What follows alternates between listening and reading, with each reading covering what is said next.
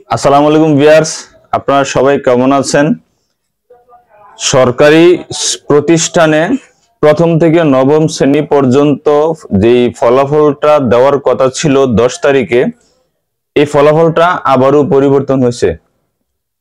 এটা কোনো এক কারণবশত ফলাফলটা পিছিয়ে কয় তারিখ ফলাফলটা প্রকাশ করবে, এই তারিখগুলো নিয়ে আমি বিস্তারিত আলোচনা করব।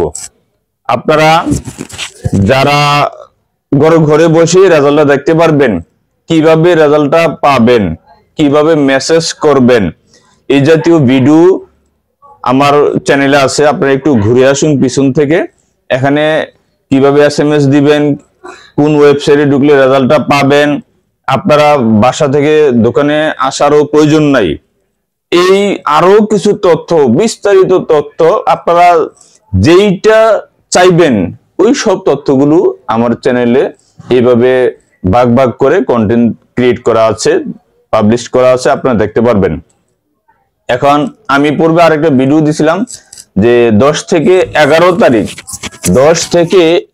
তারিখ রেজাল্টটা পাবলিশড হবে, ওয়েবসাইটে দিছিল।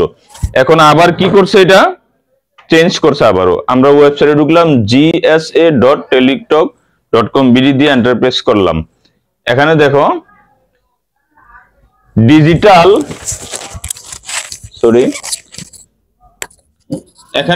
ডিজিটাল লটারি অনুষ্ঠান শুরু হতে বাকি রয়েছে 6 দিন 11 ঘন্টা 51 মিনিট। ঠিক আছে, আজকে কয় তারিখ? আমি ভিডিওটা ক্রিয়েট করছি 10 তারিখ, পাবলিশ করব অথবা 11 তারিখ সকালে। তাহলে এখানে 6 দিন বাকি, তার মানে প্রায় 17 তারিখ পড়ে যাবে। এরকম একটা ক্যালকুলেট 16 থেকে 17 তারিখ পড়বে, ক্যালকুলেশন করে তোমরা দেখতে পারবে। অর্থাৎ এখন বাজে কয়টা? 10টা 8, তারিখ হচ্ছে 10 তারিখ। এইভাবে ক্যালকুলেট করে সামনের দিকে, এটা কিন্তু 10 তারিখ সামথিং 11 তারিখে কিন্তু রেজাল্টটা পাবলিশ হওয়ার কথা ছিল।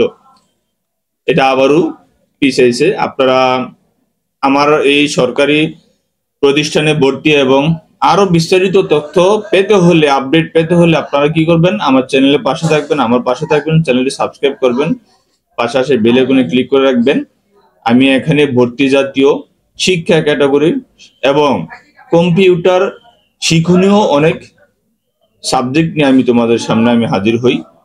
আজ তাহলে এই বিষয়টা জানানোর জন্য আমি তোমাদের সামনে আসলাম। আল্লাহ হাফেজ, ভালো থাকবে, সুস্থ থাকবে।